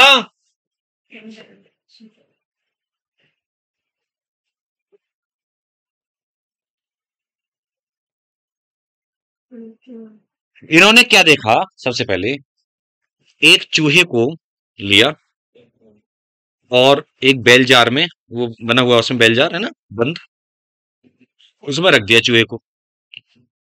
कुछ दिन जिंदा रहा, जब तक उसके पास एनर्जी रही, है ना? और उस बेल जार के अंदर जितनी ऑक्सीजन रही, फिर बैक टू पवेलियन हो गया वो। बैक टू पवेलियन मतलब मर गया। जैसे खिलाड़ी आउट होकर नहीं चला था पवेलियन में, तो वो ऐसे बोल देता हूँ मैं डायलॉग। तो बेटा, वो बैक टू पवेलियन हो गया क्योंकि ऑक्सीजन खत्म हो गई उसमें, जार में। कैंडल रख के देखी अलग से, वो भी बुझ गई, यानी वो भी मर गई कैंडल भी। चक्कर क्या है, कैंडल को जलने के लिए भी ऑक्सीजन चाहिए, फ्लेम के लिए। तो जितनी थी देर में खत्म हो गई। वैसे काफी देर रही आती है, आपने देखा होगा, जैसे कार को आप बंद कर लो ना पूरा,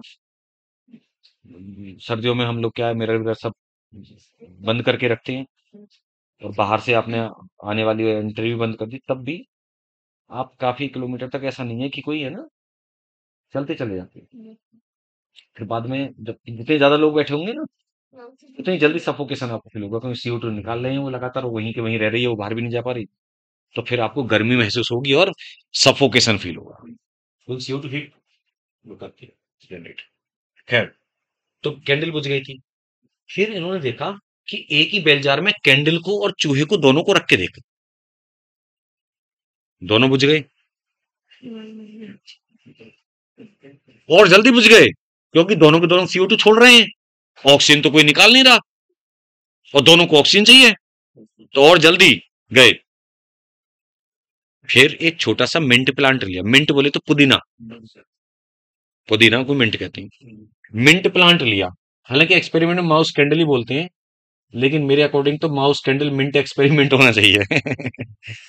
तो छोटे से मिंट को रख के देखा अलग अकेले, वो बल्ले बल्ले करता रहा, मतलब सरवाइव रहा, कोई दिक्कत नहीं। फिर क्योंकि सीरीज ऑफ एक्सपेरिमेंट किए थे बेटा, कोई एक नहीं, फिर उस मिंट प्लांट को कैंडल के साथ रखा, दोनों सरवाइव किए। फिर मिंट प्लांट को चूहे के साथ रखा, दोनों सरवाइव किए। तीनों को एक साथ रख दिया, मिंट, कैंडल, चूहा, देख तीनों भी रखे दिख रहे होंगे बेटा डायग्राम में, तीनों सरवाइव किए। यानी उन्होंने बोला कि plants purify the air. Plants क्या करते हैं? Purify the air. जिसको जिसको डीप्योरीफाई में बोलूं, या है ना, कर दिया था, या बेकार कर दिया था उस एयर को, किसने? कैंडल ने और चूहे ने, है ना? उन्होंने उसको बेटा एग्जॉस्ट कर दिया था उस ऑक्सीजन, मतलब कहने का मतलब उन्होंने ऑक्सीजन डायरेक्ट करके नाम नहीं लिया था, लेकिन उन्होंने बात तो वही फोकस था। ये तो हम जानते ही हैं कि रियलिटी में ये था भाई, मिंट प्लांट ऑक्सीजन प्रोड्यूस कर रहा था, और वो ऑक्सीजन इतना काम आ रही थी कि जो एयर में से ऑक्सीजन रिमूव करता प्लांट, कैंडल और चूहा, उन तीनों को कंपनसेट कर रहा था अकेला मिंट प्लांट, खुद का भी और उन दोनों का भी काम चला रहा। मेरी बात समझ रहे हो मैं क्या बोल रहा हूँ? तीन तीन ऑर्गेनिज्म ने जितना रिमूव की एयर में से ऑक्सीजन, उन तीनों की भरपाई कर रहा था। तो एक छोटा सा मिंट प्लांट ही देख लो कितनी बड़ी। तभी तो बोलते हैं कि आपके घर में अगर कोई छोटे छोटे पौधे अगर है ना, तो दिखती नहीं है वो ऑक्सीजन कहाँ से आ रही नहीं आ रही है, ऐसे दिखेगी थोड़ी। वो भी बहुत बड़ी बात है, घर के आसपास या पेड़ वगैरह। क्यों आप देख रहे हैं भागम भाग की दुनिया, बहुत डेवलपमेंट के चक्कर में इतने सारे पेड़ पौधे काटे जा रहे हैं बेटा, है ना? फिर लगाए जाते नहीं, लगाते भी हैं तो वो सर्वाइव नहीं कर पाते, इतने बड़े नहीं हो पाते, इतने जानवर को उनकी केयर नहीं हो पाती। लगा तो देते हैं कंपनियां, बहुत सी कंपनियां डेवलपमेंट करके कहते हैं हम इतने पौधे लगाए, सूख जाते हैं, कोई पानी देने वाला नहीं है उन्हें। तो सर आने वाले टाइम में तो हम भी सर्वाइव नहीं कर पाएंगे इसका प्लांट नहीं, काटे जा रहे हैं लगातार। लेकिन बात यह है ना क्या यार, लगा दिक्कतें बढ़ रही हैं। भाई पॉपुलेशन बढ़ रही है और प्रॉब्लम भी बढ़ पॉल्यूशन रही बढ़ रहा है, तुमने देखा ही है। होगा। हाँ, प्रॉब्लम बढ़ी, पॉल्यूशन भी तो इसलिए बढ़ रहा है क्योंकि प्लांट का बहुत बड़ा। लेकिन बेटा अब एक दो सालों से तुमने देखा अवेयरनेस आई है, लोग वाग उस पे कि हर स्कूलों में और उसमें पौधे पौधे लगाना, और वो काफी मतलब है ना, दोबारा से थोड़ा सा वो आया। ये बात सही कह रहे हो तुम कि काफी वो काटे जा रहे हैं, खेतों को कन्वर्ट किया जा रहा है, उन पे ना डेवलपमेंट हो रहा है, कॉलोनी काटी जा रही है। खेती हो रही थी, थोड़ा बहुत जंगल काटा रहे हाँ, हैं। बहुत ज्यादा। ये नहीं देहरादून वाला हाईवे वाईवे बनाने के लिए भी जो दिल्ली से जा रहा है, इसमें भी काफी ज्यादा पौधे काटे गए। वो बात तो बिल्कुल सही है, धीमे धीमे डिग्रेड तो हो रही है क्वालिटी। अब तुम देखते नहीं हो, एनसीआर रीजन में तुम जाओ, मैं रियलिटी बताऊं, मुझे बिल्कुल पसंद नहीं है वो, मतलब दिल्ली, नोएडा, गाजियाबाद, फरीदाबाद भी बिल्कुल एरिया पसंद नहीं है रहने के पर्पज से। लोग अब वहां पे भाई भागते हैं बहुत ज्यादा, है ना, कि एनसीआर रीजन है, एनसीआर वहां रह रहे हैं। तुम अभी देखना, थोड़े अभी भी जाके देखना, ऐसे फॉग सा ना, पॉल्यूशन का। हाँ, इतना ज्यादा पॉल्यूशन, किसान पराली बराली जलाते हैं, वो जलाते हैं खेतों की वो, और इतनी व्हीकल्स इतने हो रहे हैं, कारखाने, और केवल गाड़ियों को ही ब्लेम करते रहते हैं वो, खैर कि गाड़ी ये करो दिल्ली से हटाओ। जो फैक्ट्री वगैरह है, कारखाने, उन्हें क्यों नहीं हटाते दिल्ली से, बाहर करो उन्हें बहुत दूर। तो इतना ज्यादा वो रहता है पूरे रीजन में। ये आप तो बहुत अच्छी जगह बैठे हुए हो, यहाँ की एयर तो काफी साफ है। आप देखें वो इंडेक्स जो एयर इंडेक्स, विश्वास नहीं करोगे, वर्ल्ड के टॉप 10 पॉल्यूटेड सिटीज में इंडिया के कम से कम 5 आते हैं, और नंबर 1 पे आता है दिल्ली, वर्ल्ड में। कभी कभी ऊपर नीचे हो जाता है, ये तो नंबर 1 पे। पाकिस्तान के एक दो आ जाते हैं, चाइना के आ जाते हैं एक दो, और इंडिया बस, और वर्ल्ड में और किसी के नहीं आती। टोक्यो था पहले मोस्ट पॉल्यूटेड सिटी, वो तो बीजिंग था, लेकिन उसने कर दिया कंट्रोल, वो ऐसे वो रूल्स रेगुलेशन लगाए, वो कर दिए। जो भी उसका उसमें आता है उनको हटाता चला जाता है, वो बहुत इसमें ध्यान देने वाला। टेक्नोलॉजी भी खूब उसी एडवांस है, और हमारे यहाँ तो खैर। चलिए, तो बेटा मैंने कई बार ऐसा देखा है, ऐसे धुंध सा, जबकि जब फॉग का कोई नामो निशान नहीं होता ना कहीं, तब भी वहां पे वो पॉल्यूशन का फॉग रहता है, स्मोक कहते हैं उसको, स्मोक। तो इससे ये बात पता चली कि प्लांट्स में क्षमता होती है एयर को प्योरीफाई करने की, या इनडायरेक्ट वे में कह दिया कि भाई ऑक्सीजन प्रोड्यूस करते हैं, इवॉल्व करते हैं। फिर दूसरा बंदा कौन आया उसके बाद में? John Ingenhousz. देखो बेटा, लिखा होगा साइंटिस्ट का नाम, पेन से अंडरलाइन कर लेना जोसेफ प्रिस्ले को शुरू में, फिर इंजन हॉज होगा, देख, जॉन इंजन हॉज।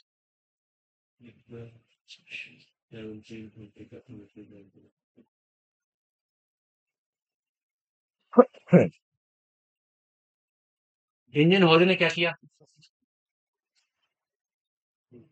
देखिए, एक तो इन्होंने सनलाइट की इंपॉर्टेंस बताई थी भाई साहब। मैं आपको बताऊं, ध्यान सुनना, इन्होंने प्रिस्ले के सेटअप को दिनों रात दोनों कंडीशन में रख के देखा, सनलाइट की प्रेजेंस में और एब्सेंस में। चक्कर क्या, प्रिस्ले ने ये नहीं बताया था कि दिन में रखना है या रात में रखना है, इन्होंने यही बात पकड़ ली, है ना, और उसी को, वही सेटअप, सेम सेटअप को दिनों रात में रख के देखा। बोले ये प्लांट्स प्योरीफाई करते हैं एयर को, but only during day time.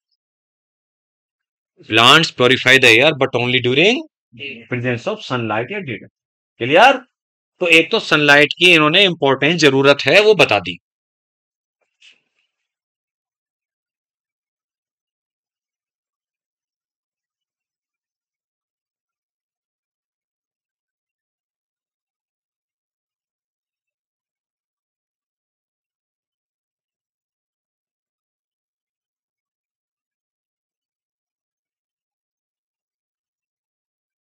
By using प्रिसले setup, प्रिसले के सेटअप को यूज करके सनलाइट की इंपॉर्टेंस बता दी। दूसरी बात,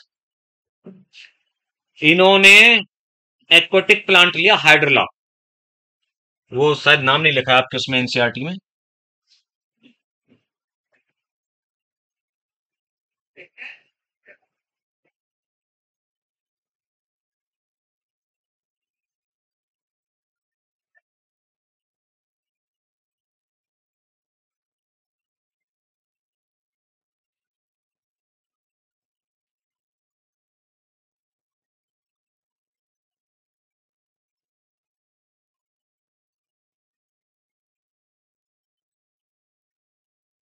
देखिए, इन्होंने ना ऑक्सीजन के बबल्स देखे थे, ऑक्सीजन के बबल निकलते हुए पानी में ना, एक्वाटिक प्लांट हाइड्रला, उसके लीव्स के आसपास, ग्रीन पार्ट यानी ग्रीन लीव्स के आसपास क्या निकलते देखे थे? ऑक्सीजन के बबल्स। ऑक्सीजन वास्तव में इन्होंने ऑब्जर्व भी की थी बबल्स के ऊपर, सनलाइट के प्रेजेंस में ऑक्सीजन के बबल्स निकले। एक तो पहले प्रिसले का सेटअप यूज किया दिन रात में करके वो, और एक एक्वाटिक प्लांट हाइड्रला से भी इन्होंने ये बात बताई। ये इंजन हॉज का कंट्रीब्यूशन था। क्लियर? तो ये ध्यान रखना, तो रफ वर्क में थोड़ा थोड़ा सा मेंशन कर लेना, बाकी एनसीईआरटी में जाके देखना बेटा ध्यान से। उसके बाद में देखिए, मैं नाम बता देता हूं, वैसे नोट कर लेना चाहोगे तो। एनसीईआरटी में नहीं है, दो नाम वो बता रहा हूं मैं अभी। चलें आगे चलें।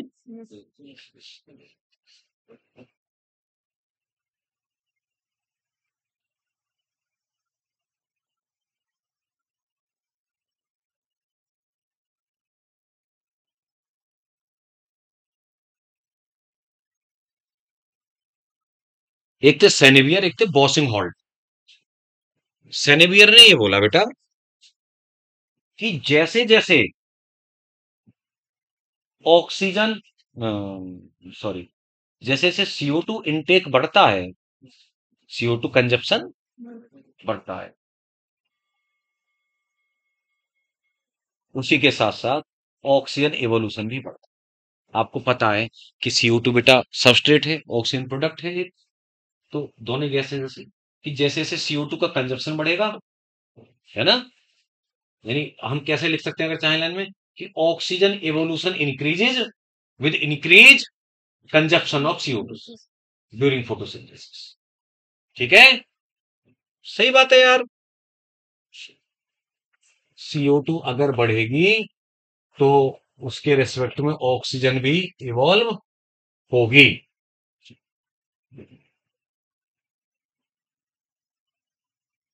ये इसका मतलब इंक्रीज होना है,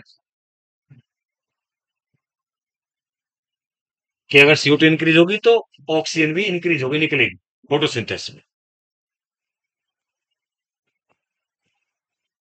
बॉसिंग हॉल्टर ने बस उससे मिलता जुलता ही थोड़ा सी बात बता दी।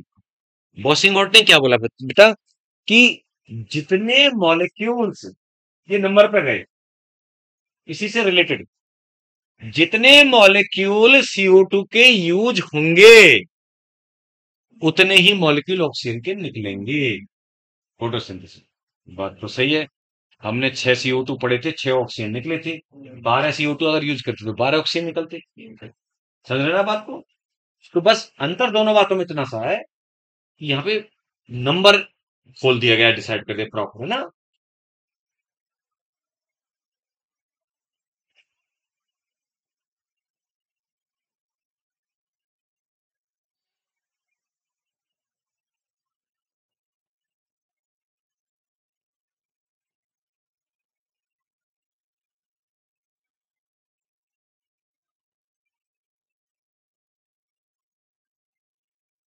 ठीक है,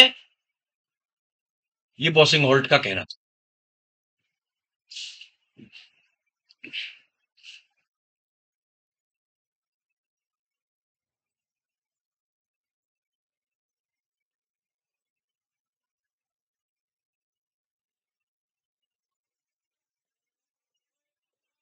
इसके बाद में एनसीईआरटी वाले उस पे हम लौट के आते हैं पॉइंट पर।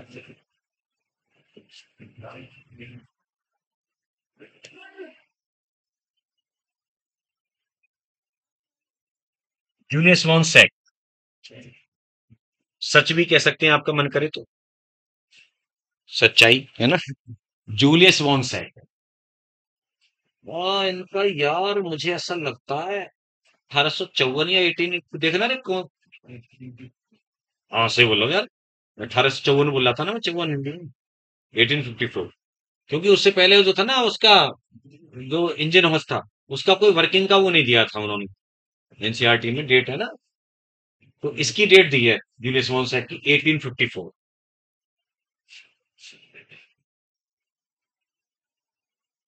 तो पढ़ाते रहते हैं तो याद हो जाती है ये वैल्यू, जो मेन मेन जो पढ़ाना चाहते हैं हम बच्चों को, वो याद रह जाती है।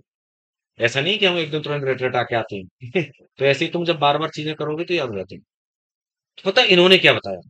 इन्होंने ये बताया कि प्लांट के ग्रीन पार्ट में, मतलब या प्लांट के लीव्स में ग्रीन बॉडीज हैं, कुछ स्पेशल बॉडीज हैं, ग्रीन बॉडी।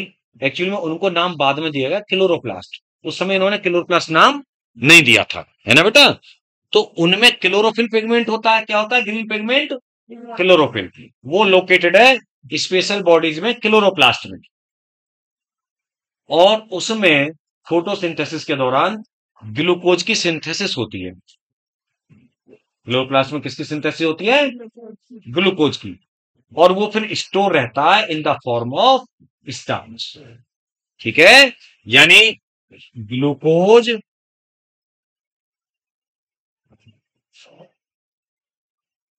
सिंथेसाइज इन स्पेशल बॉडीज, ब्रैकेट में हम बोले क्लोरोप्लास्ट, एंड stored as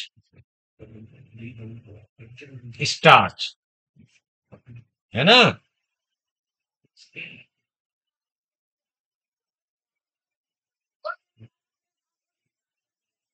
ये भाई कोई टीचर वीचर नहीं देख रहे इनको।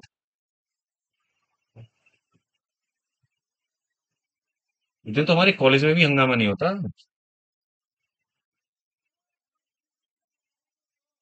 बच्चे क्लास में चलोगी तो अपने इधर उधर घूम रहे होते हैं, बैठे होते हैं पार्क वार्क में कुछ, लेकिन शोर इतना नहीं होता है। ये अंतर होता है स्कूल में और कॉलेज में। तो बात खोपड़िया में आ गई। ग्लूकोज बनता है किसमें? स्पेशल बॉडीज क्लोरोप्लास्ट में, जो कि लीव्स में होते हैं ग्रीन पार्ट में, क्योंकि वहां पे ग्रीन पिगमेंट क्लोरोफिल है। और वो बनने के बाद में स्टार्च की फॉर्म में स्टोर हो जाता है। ये बच्चे कह रहे सर ऐसे साथ कर नेता, जैसे नेता हमें पेंट कर रहा है कुर्ता। कोई संबोधित कर रहे हैं, नहीं भाई। मेरा नेतागिरी से दूर दूर तक कोई वास्ता नहीं है। वो तो मैं तो पेन तो कुछ भी लेता हूँ, मतलब फुल में बोला यार, फुल फुल पहन जाऊं, हाफ पहनूंगा, बच्चे कहेंगे सर को ज्यादा गर्मी लग रही है। और मौसम थोड़ा थोड़ा, क्योंकि यार मेरी हिम्मत नहीं कर रही थी अभी वुलन पहनने की कुछ। गर्मी मुझे ज्यादा लगती है वैसे, स्वेटिंग वेटिंग से ज्यादा। तो बेटा रे, ये बात क्लियर हो गई। उसके बाद में आए एक महानुभाव। आगे चलें? लिख लिया, नोट कर लिया था वो तो। और वैसे एनसीईआरटी में तुम्हें मिल ही जाएगा वो सब। कौन सा नंबर लिखा था मैंने यहाँ पे? 5 लिखा था, देखना।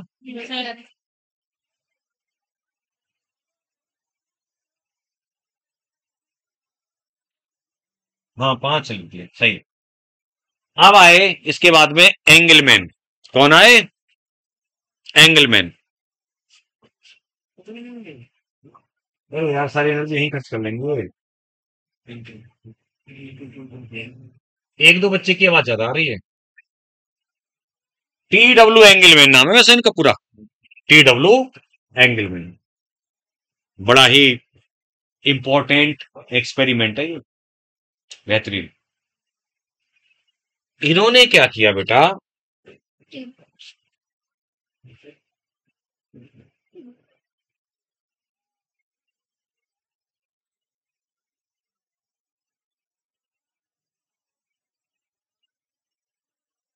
ग्रीन एल्गा लिया, जैसे क्लेडोफोरा,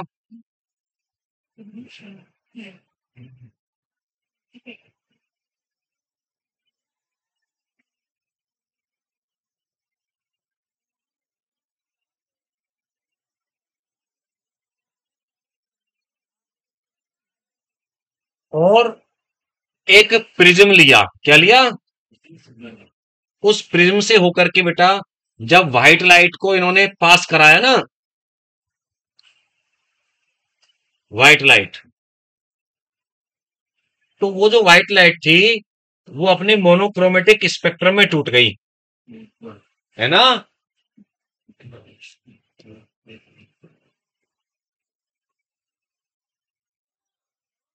जब इन्होंने व्हाइट लाइट या विजिबल स्पेक्ट्रम को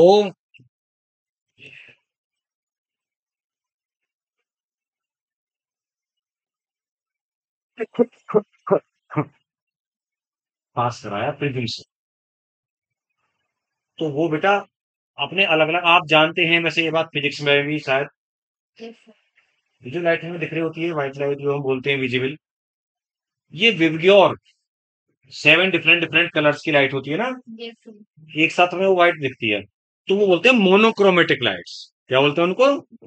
मोनोक्रोमेटिक, एक ही कलर वाली।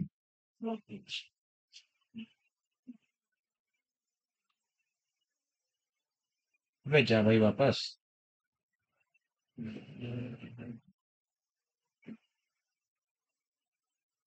अच्छा, कोई इसका वो बताएगा मुझे, वेवलेंथ विवग्योर की याद है?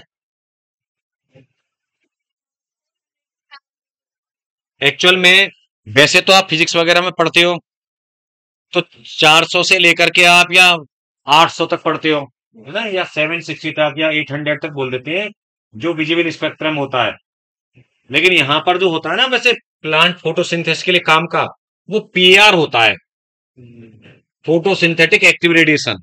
और इसकी वेवलेंथ जो हम बोलते हैं वो 400 से 700 नैनोमीटर बोलते हैं। अगर नैनोमीटर में बोलेंगे तो 400 से 700। और ए बच्चे इधर कोने वाले, बेटा घर पे सो जाना, यहाँ नहीं, ठीक है? तुझसे नहीं कहा तेरे पीछे वाले इसके साथ, नहीं तो फिर यहाँ आने का कोई मतलब नहीं, क्योंकि अगर आप किसी भी टॉपिक में तबीयत खराब भी हो तो फिर ये है कि घर पे फिर आराम करना चाहिए। क्योंकि अगर किसी भी टॉपिक में और अगर आप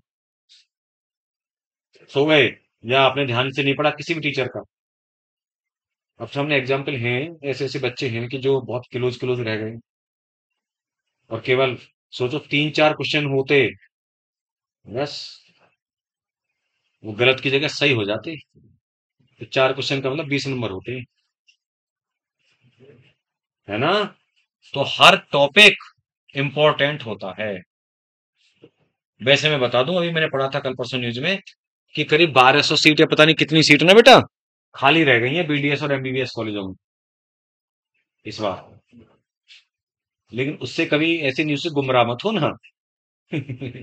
वो थे प्राइवेट कॉलेज, जो बहुत ही घटिया प्राइवेट कॉलेज हैं, बेकार है, और करोड़ करोड़ रुपए फीस है उनकी फिर भी। तो बच्चा, क्योंकि अच्छे अच्छे प्राइवेट तो बचते ही नहीं है, मतलब प्राइवेट भी पैसे देने वाले लोग इतने हैं आज की दुनिया में कि अच्छे अच्छे प्राइवेट कॉलेज तो, जैसे मान लो 525 पे जनरल कैटेगरी की मेरिट गई मान लो, सपोज 520 25 ही गई होगी मेरिट, तो मणिपाल कितने पे खत्म हो जाएगा? 490। जबकि 18 20 लाख फीस 20 साल की, तब भी खत्म हो जाएगा, इतना टॉप का कॉलेज है इंडिया का, समझ लो ना, प्राइवेट होते हुए भी। ऐसी केली बेलगांव, बेंगलोर का सेंट जॉन्स है, बहुत, क्योंकि वो बेंगलोर का सेंट जॉन्स क्या है, उसकी काफी कम फीस है, 4-5 लाख रुपए साल की फीस है बस। बस कह रहा हूं मैं, तो प्राइवेटों के मुकाबले उसकी, तो वो इसलिए वो 500 पे कंप्लीट हो जाएगा। आपके यूपी में ही शारदा, नोएडा वाला, वो उधर का बरेली वाला है, SRM, ये सब 400 के ऊपर ऊपर बंद हो जाते हैं। तो मेरे कहने का मतलब ये, सोचो कि प्राइवेट भी इतनी मारामारी है, लेकिन वो जो बचे रह जाते हैं ना, जो बची रह गई, ये तो वो हैं जो बिल्कुल नए खुले, पुराने, मतलब घटिया से हैं, जगह, लोकेशन, और फीस इतनी इतनी, तो बच्चा सोचता है इससे अच्छा तो मैं अगले साल कर लूंगा, तो ये होता है। तो पता है, एरोबिक बैक्टीरिया का मतलब है, ये बैक्टीरिया ऑक्सीजन की प्रेजेंस ग्रो करते हैं। किसमें ग्रो करते हैं? एरोबिक बैक्टीरिया ऑक्सीजन की प्रेजेंस में। हम लोग भी एरोबिक है, ऑक्सीजन के बिना नहीं रह सकते। ग्रीन एल्गा कैलेडोफोरा लिया, तो उसकी फोटोसिंथेसिस को देखा, और उसको लाइट कैसे प्रोवाइड कराई? ये पृथ्वी से होकर के पास करा के, यानी मोनोक्रोमेटिक लाइट प्रोवाइड कराई, है ना। और एरोबिक बैक्टीरिया का सस्पेंशन भी मतलब वहीं रखा, एरोबिक बैक्टीरिया भी वहीं रखे हुए थे। तो क्या हुआ कि अब अलग अलग तरह की लाइट अलग अलग दी जा रही ना ऐसे, तो आप जानते हो फोटोसिंथेसिस भी अलग अलग होगी, फोटोसिंथेसिस भी अलग अलग होगी। तो ये देखा कि जो बैक्टीरिया थे ना, वो ज्यादा एक्यूमुलेट, जो लाइट जो जा रही थी ना पास होके, किस टाइप की लाइट में एक्यूमुलेट हुए? रेड में और ब्लू में। कौन सी लाइट में इकट्ठे हो रहे थे? रेड और ब्लू स्पेक्ट्रम। मैं तुम्हें एक बात बताऊं, पता है, इसको विवग्योर को भी 3 तरीके के उसमें हम बोल देते हैं। जैसे ये वाला जो रीजन होता है, ये तो बोला जाता है ब्लू, ये वाला जो रीजन होता है ये बोला जाता है रेड। समझ रहे हो मेरी बात को आप?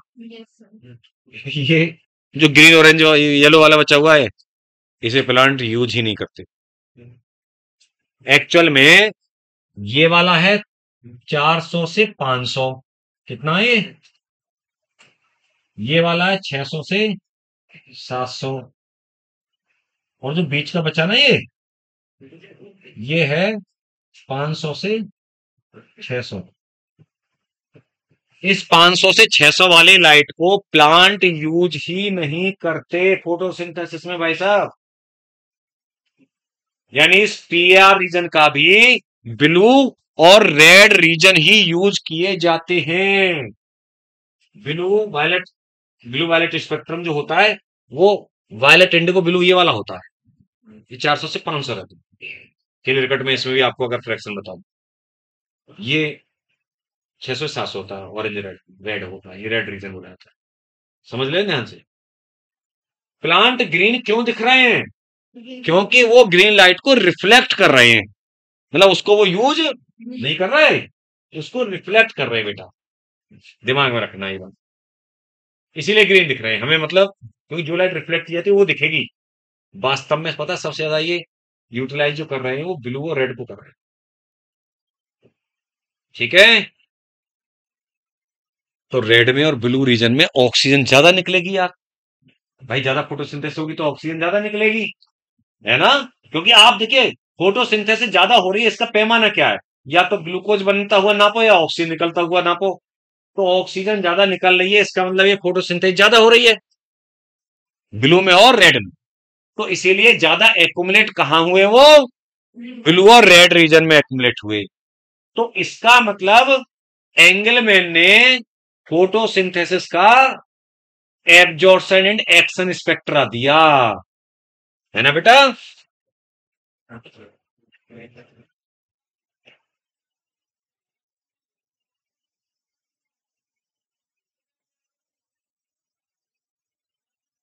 ये एस्टेब्लिश किया कि कौन कौन सी लाइट एब्जॉर्ब करते हैं पिगमेंट या फोटोसिंथेसिस के दौरान, और किसमें फोटोसिंथेसिस ज्यादा होती है, जो कि आप जब बताऊंगा आपको आगे में, एनसीईआरटी जब लेके हुए आओगे क्लास। देखिए, ये आपने पढ़ा भी होगा, एब्जॉर्प्शन और एक्शन स्पेक्ट्रा, ये जो ग्राफ सा है, दोनों का, देखा है ना आप लोगों को, है ना? ये 400 500 600 700, तो आप देख पाएंगे 400 से 500 में है ग्राफ, 600 700 में यहाँ तो नहीं है। ये एक दौर में हो रही 500 से 600 वाली रीजन पार्टीशन कर रखी है व्हाइट व्हाइट लाइनों से, 500 600 में नहीं है। ये क्लोरोफिल ए और बी का वो दिखाया गया है, और जेंटोफिल का दिखाया येलो वाला रीजन। बताऊंगा वो तो भी आगे बताऊंगा मैं कि कौन कौन सी लाइट को एब्जॉर्ब करते हैं। क्लोरोफिल जो करता है वो ब्लू को भी करता है रीजन को, और रेड को भी करता है। लेकिन जो जेंटोफिल है ना वगैरह कैरोटिनॉइड, वो केवल ब्लू को ही करता है। ठीक है।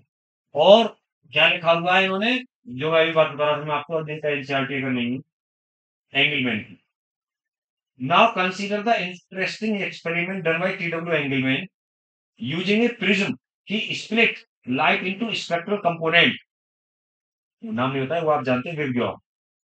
Then illuminated a green alga Cheladophora, मतलब फिर उस लाइट से प्रकाशित किया ग्रीन एल्गा Cheladophora। एल्गा मतलब एक, और एल्गी मतलब प्लूरल फॉर्म, बहुवचन। एक वचन बहुवचन जानते हो ना। Placed in a suspension of aerobic bacteria. The bacteria were used to detect the site of O2 evolution. क्योंकि एरोबिक बैक्टीरिया है तो वो यूज किए गए ऑक्सीजन लेवल कहां हो रही है उस साइट को डिटेक्ट करने के लिए।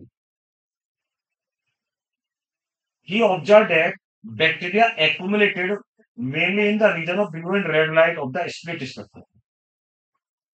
First action spectrum of photosynthesis was thus described.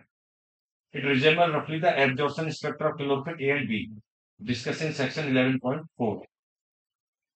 ये वाला इसलिए बोला गया, इसे डिस्कस है ना। तो आप लिए एनसीईआरटी लेके ध्यान से आए बेटा, जिससे कि आप देख पाए अच्छे से उसे। इन्होंने ये देखकर बताया कि देखो ब्लू और रेड लाइट रीजन एब्जॉर्ब होता है ज्यादा फोटोसिंथेसिस में, इसीलिए एक्शन भी उसी में होता है। दो बातें, एब्जॉर्प्शन और एक्शन, दोनों बातों में अंतर होता है बेटा। एब्जॉर्प्शन में और एक्शन में, जैसे सपोज करो तुम में से हम बोले तुम्हें कि दो भटूरे खा के एक बच्चा एक चैप्टर याद करता है।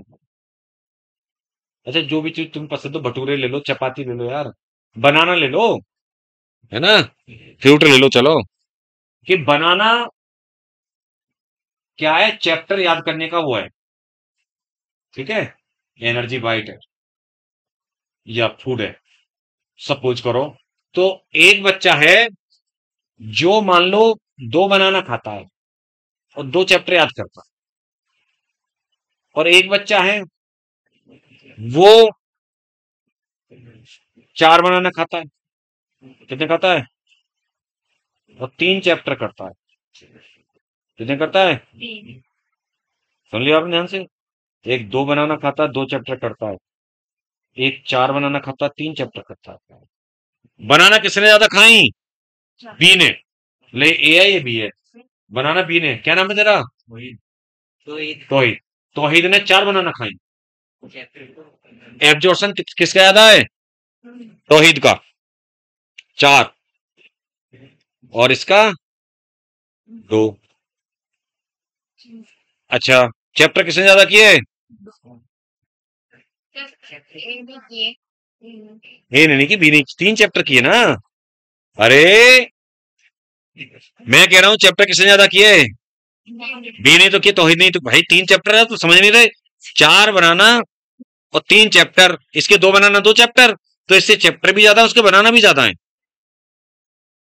तो उसका एब्जॉर्प्शन भी ज्यादा है और एक्शन भी ज्यादा है, मतलब फोटोसिंथेसिस भी ज्यादा है ना। चैप्टर करना मतलब फोटोसिंथेसिस, लेकिन रेट इसकी ज्यादा है, नहीं समझे, रेट इसकी ज्यादा है, 2/2 इजिकल टू 1, उसका 3/4 आएगा 0.75, नहीं समझे। रेट पर्टिकुलर वो यूज करके, रेट क्या प्रोडक्शन की, वो रेट प्रोडक्टिविटी की इसकी ज्यादा होगी ए की, बी के मुकाबले। ये मैं बताना चाह रहा हूं, मेरा इसको बताने का ये यहां पर तात्पर्य था या मतलब था कि एक्शन एब्जॉर्प्शन स्पेक्ट्रा जब मैं आप लेके आओगे ना एनसीईआरटी, तो बताऊंगा आपको बेटा ब्लू लाइट एब्जॉर्ब भी ज्यादा होती है, ब्लू रीजन किसके मुकाबले, रेड के। अगर इन दोनों में कंपेयर करूं, रेड के मुकाबले ब्लू एब्जॉर्ब भी ज्यादा होती है, और उसमें फोटोसिंथेसिस भी ज्यादा होती है ना, एक्शन भी। लेकिन रेड, रेड में ज्यादा है। रेड किसमें ज्यादा होती है, वो मैं तुम्हें उससे कल, क्योंकि अब सबके पास अब एक ले लेके कहाँ घूमता रहूंगा ऐसे, तो सबके पास ही रहेगा ना, तो मैं तुम्हें समझा दूंगा, दिखा दूंगा कि जितनी ज्यादा एब्जॉर्प्शन है ब्लू का, उसके मुकाबले उतनी रेट ज्यादा, मतलब वो ज्यादा नहीं है एक्शन। समझ गए मेरी बात को, आप समझ गए ना, है ना बेटू। एब्जॉर्प्शन भी ज्यादा, एक्शन भी ज्यादा, लेकिन रेट कम इसके मुकाबले। तो हमें रेट ज्यादा करनी होती है, समझ रहे हो ना, रेट ज्यादा करनी है जीने के लिए। खाओ बस, खाने के लिए नहीं जीना है। ये नहीं है कि नहीं सुबह भी 4 चपाती जल्दी से खा के आ गए, हाँ हम पढ़ने जा रहे हैं क्लास में, फिर यहाँ से गए, ये तो पच गया भाई, 4 चपाती फिर खा लेंगे हम। फिर खाना खा के तो फिर थोड़ी नींद आती है, सो जाती है बेचारी बच्ची, है ना, फिर शाम हो जाती है, फिर तो पढ़ने का टाइम थोड़ा ही है, फिर सुबह को तो उठने के आने का टाइम हो जाता है, तो पढ़े कब, बेचारों के पास टाइम इतना कम है। लेकिन टाइम सबके पास बराबर है, 24 घंटे होते हैं, उसी को मैनेज करना है। तो कैसे कैसे हंस रही है सर में, मुंह छुपा छुपा के हंस रहे हो, ये रियलिटी है, देख लो तुम्हें पता है। और दिन, कहते हैं सर्दियों में तो दिन बहुत छोटा हो, जल्दी निकल जाता है, भाई दिन तो 24, पूरा 24 घंटे ही रहेंगे, बस सनलाइट ही तो आपको कम देर दिख रही है, तो ये मैनेज आपको करना पड़ेगा बेटा। हाँ, तो देखिए, ये बात क्लियर हो गई एंगलमैन की। इसमें बहुत टेढ़ा मेढ़ा बोलते हैं, जब मैं बच्चों से सुनता हूं या पूछता हूं तो, क्या किया था, ग्रीन एल्गा क्लेडोफोरा की फोटोसिंथेसिस को देखा, और सनलाइट को प्रिज्म के थ्रू मोनोक्रोमेटिक लाइट दी गई, है ना, प्रिज्म से स्प्लिट करके, और एरोबिक बैक्टीरिया रखे गए थे, ऑक्सीजन को जो डिटेक्ट करेंगे कहां ऑक्सीजन निकल रही है, वो तो वहीं जाके इकट्ठे होंगे। तो उन्होंने देखा ऑक्सीजन, मतलब कहां बैक्टीरिया इकट्ठे हो रहे थे, ब्लू और रेड में, तो कॉमन सेंस था कि इसका मतलब वहां पे ऑक्सीजन ज्यादा निकल रही थी, इसका मतलब वहां पे एक्शन ज्यादा हो रहा है, फोटोसिंथेसिस ज्यादा हो रही है, सीधी सी बात है। दिमाग तो था भाई लोगों में, देखो साइंटिस्ट में ना, कि क्या क्या सोचा कि ये बैक्टीरिया ऑक्सीजन में ही रहता है, तो उसको देखा, तो पता चल गया कि यहाँ पे हो रही होगी। क्योंकि आज हम इन्हें पढ़ रहे हैं चीजों को, जब फर्स्ट टाइम कोई करता है ना, वो बड़ी बात होती है, जो दुनिया जानती नहीं है उस टाइम को फर्स्ट टाइम कोई करता है बेटा, हम तो उसी चीजों को पढ़ रहे हैं, वो तो आसान बात है। अच्छा, उसके बाद में बंदा आया, कौन आया, वॉन नील। कौन आया,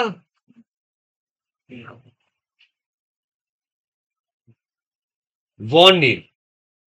देखिए,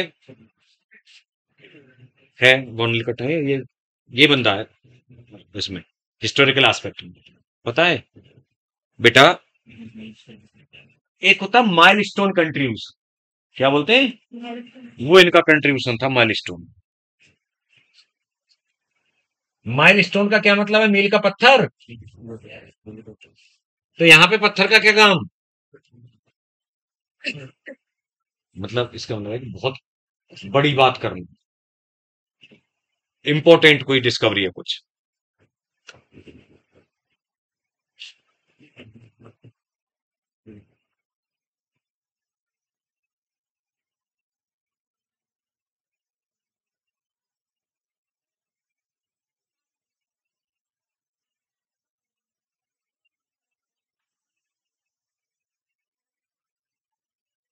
किस पे काम किया था इन्होंने, बैक्टीरियल फोटोसिंथेसिस पे काम किया था।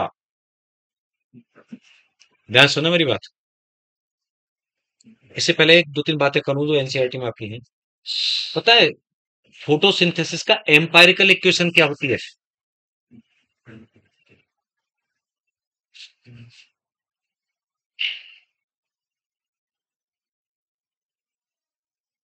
एम्पायरिकल का मतलब होता है बिल्कुल बेसिक,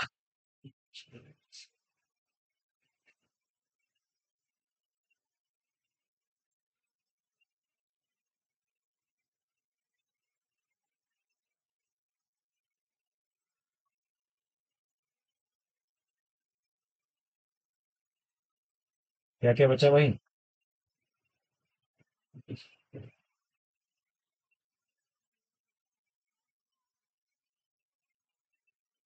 सही है, और कुछ नहीं बचा ना? H2O नहीं बचा है ना? ये एम्पायरिकल इक्वेशन, बेसिक एकदम। वैसे भी अगर तुम उसमें से देखो ना, 12 H2O यूज हुए थे, 6 निकल गए थे, तो माइनस करोगे तो 6 H2O तो रह जाएंगे ना। ये बिल्कुल बेसिक है। इसको 6 6 6 से मल्टीप्लाई कर दोगे तो वो वाली आ जाएगी, है ना? फिर अगर आप यहाँ 12 कर दोगे तो फिर 6 निकाल भी देंगे। ये होती है बिल्कुल बेसिक फॉर्म। देखो बैलेंस होगी, जरा देखो गौर से। बैलेंस, ठीक है। ये शुगर का एम्पारिकल फॉर्मूला है बेटा। 6 से इसे मल्टीप्लाई करो, C6H12O6 आ जाएगा। तो एनसीईआरटी में दे रखी है इक्वेशन, देखना। ग्लूकोज या हम बोले कार्बोहाइड्रेट का ये है। ये एम्पायरिकल इक्वेशन थी। पता है वॉन नील ने ये बताया कि एक हाइड्रोजन डोनर, ध्यान सुनना, एक हाइड्रोजन डोनर या ऑक्सीडाइजेबल एजेंट फोटोसिंथेसिस में जरूरी होता है। चाहे किसी भी लिविंग ऑर्गेनिज्म की फोटोसिंथेसिस हो रही हो, किसी की भी, एक हाइड्रोजन डोनर की जरूरत होती है ना? Hydrogen donor is necessary for photosynthesis, ठीक है। तो इन्होंने एक वो दिया इक्वेशन, हाइड्रोजन डोनर वाली। बेटा एक इक्वेशन और होगी देख हाइड्रोजन डोनर की,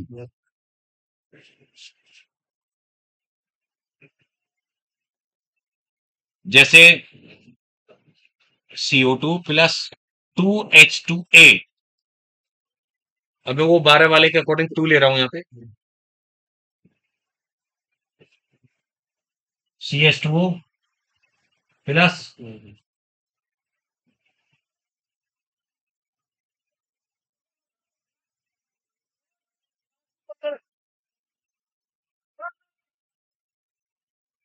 देखिए बैलेंस है या नहीं है? देखो गौर से।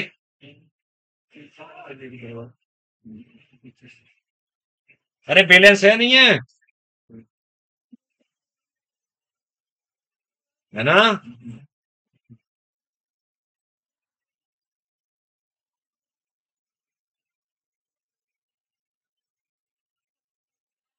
एक हाइड्रोजन डोनर होना जरूरी है फोटोसिंथेसिस में।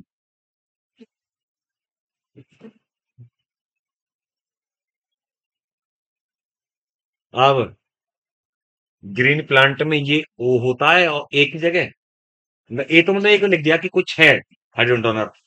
ग्रीन प्लांट में O होता है और बैक्टीरिया में सल्फर होता है। बैक्टीरिया में क्या होता है? सल्फर। क्योंकि बैक्टीरिया की फोटोसिंथेसिस हो रही है। चक्कर क्या है, बैक्टीरिया की फोटोसिंथेसिस में ऑक्सीजन नहीं निकलती। तो फोटोसिंथेसिस में ऑक्सीजन निकलना जरूरी नहीं है। हाँ, प्लांट की ऑक्सीजन में, फोटोसिंथेसिस में ऑक्सीजन निकलती है। और ये डिसाइड कौन करेगा कि ऑक्सीजन निकलेगी नहीं निकलेगी? कि हाइड्रोजन डोनर क्या है। अगर हाइड्रोजन डोनर वाटर होगा तो ऑक्सीजन निकलेगी। तो पता है बैक्टीरियल फोटोसिंथेसिस की इक्वेशन क्या है? देखो मैं यहाँ पे बैक्टीरियल फोटोसिंथेसिस की इक्वेशन लिख रहा हूं। 6CO2 plus 12H2S, it gives C6H12O6। ये एनसीईआरटी में नहीं है, लिख लेना। Plus 6H2O plus 12S, sulphur.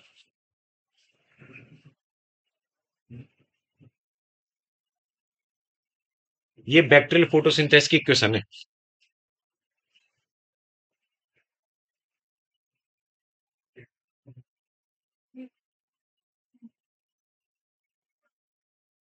समझ गए?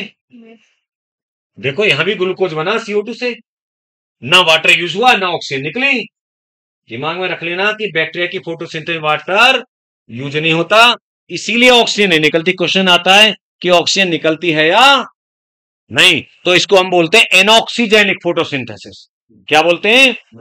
एनॉक्सीजेनिक, ANOXY। एनॉक्सीजेनिक फोटोसिंथेसिस होती है बैक्टीरिया की।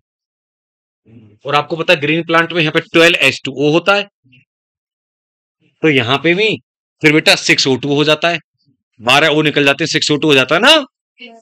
देख लो, कंपेयर करो इसको उससे, 12 है ना। तो वाटर से आती है ऑक्सीजन ग्रीन प्लांट में। क्लियर है? कल बात करेंगे और चलो।